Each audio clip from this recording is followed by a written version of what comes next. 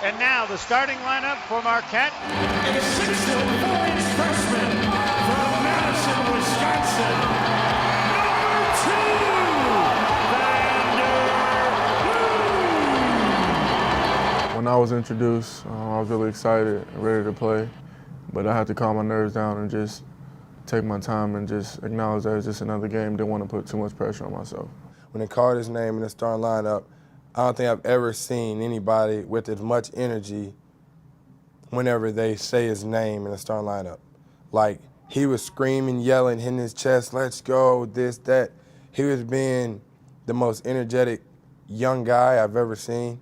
You know, for an 18-year-old to come out and be that ready to go, be that riled up to, you know, fight for Marquette, that Van, he's gonna be really good. He's gonna be really, really good.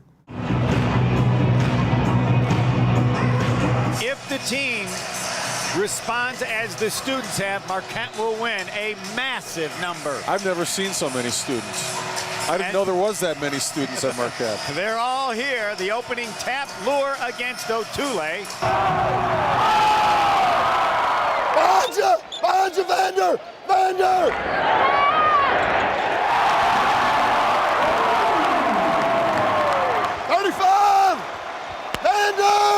If we lose to Wisconsin, it's going to be the talk of the state, and many people are going to have their opinions about my decision about coming here. I didn't buy into the hype with all the Wisconsin. I decommitted, I did this and that. I just seen it as another game. Stolen away by Vander Blue. It's showtime, folks. Vander Blue with the two-hand stop. You're my boy, Blue. Van, he's from Madison. He was originally going to Madison, and he decommitted and came to Marquette. We want Van to play his game, Van to be who he is. Now is now, and everything in the past, that's gone. That's over with. Kicks out Taylor, open three, in and out. Rebound, all Wisconsin. Taylor, he'll try a long three, no good. Rebound inside, layup follow. Again, wide open is Evans, 14-footer, he missed it. Rebound follow is good, nobody on Nankiville.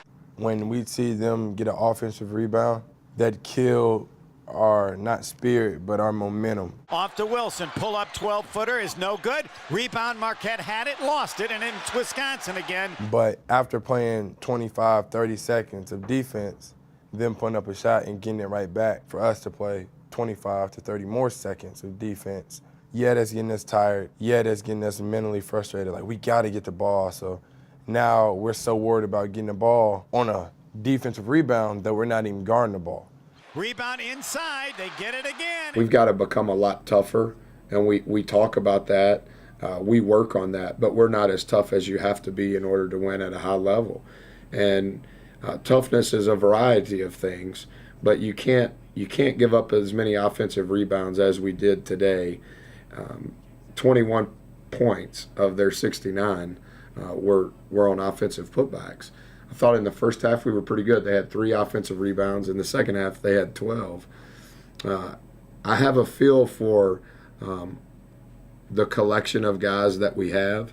We've got to somehow generate some consistency within those guys that we have.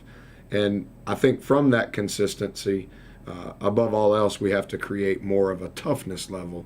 I don't think our guys are soft, just like I told them after the game. I don't think that you're soft, but we're going to play in multiple games just like this, home and away and neutral site the rest of the season. And you can't get beat because you didn't finish plays. And finishing plays is on defense is obviously finishing with the rebound. The students and the crowd want something to cheer about. Marquette down 9. Midcourt, it's Butler. Butler in from the right to the basket. He'll lay it up and in. Count it, and a foul.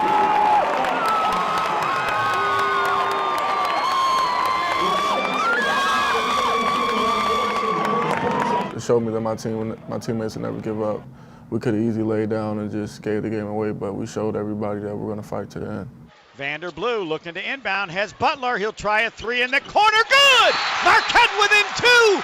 The end of the game was intense. Time out!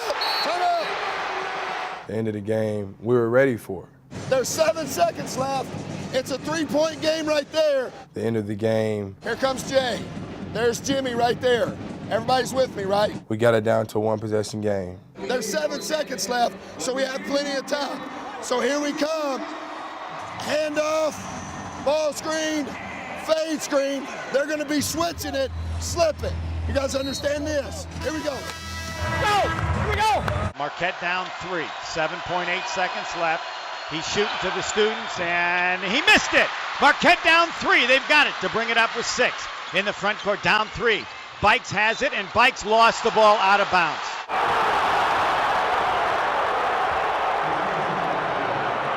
Not putting it on Bikes at all. Things happen. Everybody makes mistakes. Nobody's mad at Bikes for that. The fans took it hard. I know I took it hard. My team took it hard. I wish the outcome would have came out different, but our team is just going to have to bounce back and get ready for our next opponent, and we couldn't dwell about this game. The buzzer and the final. Wisconsin 69, Marquette 64. Fans, don't forget on your way home to tune into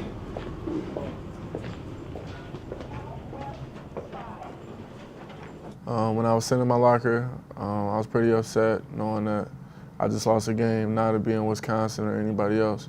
Just the fact that we lost the game and I knew that we could have won. So I was pretty upset.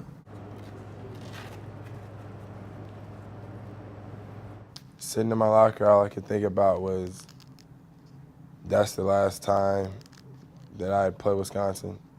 I really wanted to go out on a win. I really wanted to have a winning record against Wisconsin. But more than just for me, I feel like I myself let the team down because I feel like I could have done a lot more. I let all the fans down. I let my teammates down. I feel like I let everybody down by not winning the game. I think the scouting report was really good. I think some of you really absorbed it. I think some of you absorbed it more than you have in the past, which is good that you're growing.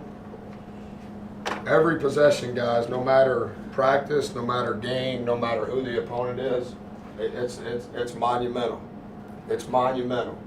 It's not life or death, but relative to our team's success, it's life or death. It's monumental. It's critical. It's critical. It's critical.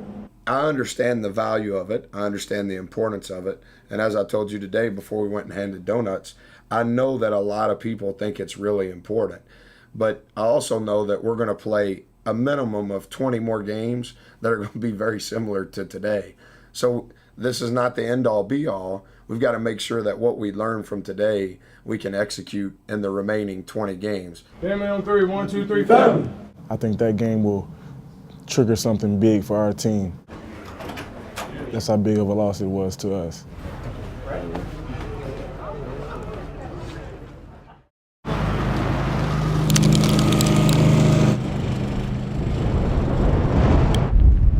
Good morning. This morning we're watching film at 8. Gonna go back over the second half for sure, and just try to, talk through and look through some of the stuff that went wrong. This play they ran, just roll and replace. Turn it.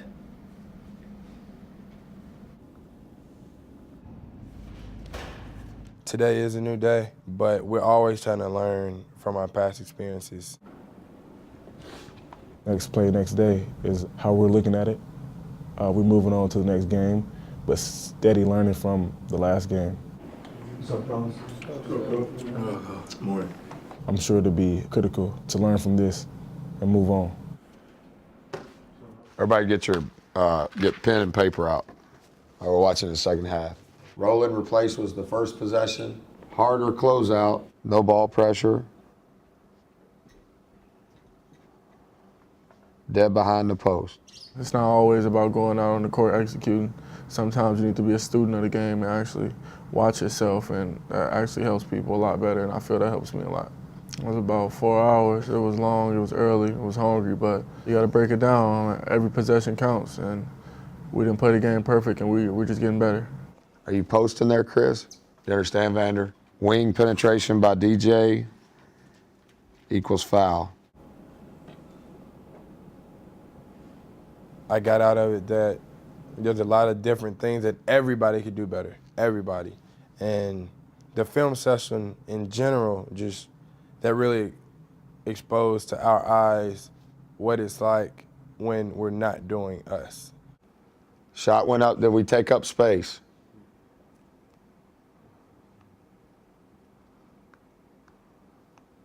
Take up space, Van?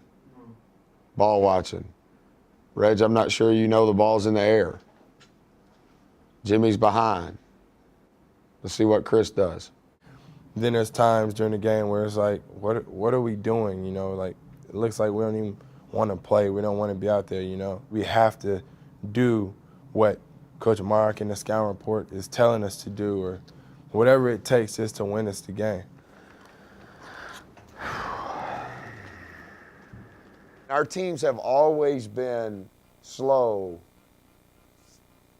in November and December. We got beat by Dayton our first year because we don't run 42,000 set plays like most teams. So we're teaching you guys how to play. Get to the drift, get to the field, get it to the second side, attack from the baseline, dunker spot, alley. When you get to January and February, plays will not win you games. Players will win you games. What I take from this game is that there's a path that we want to be on, and that path has all of us on it with the same mindset and the same wanting to do the right things. We all know that if we're on that path to create for each other, to rebound, then we'll be fine. Walking out of the film room, you're still thinking about the game. You're still thinking about the things that we didn't achieve to help us win the game. And you're thinking about how the next day at practice you can better yourself, better your team, and get to the next play.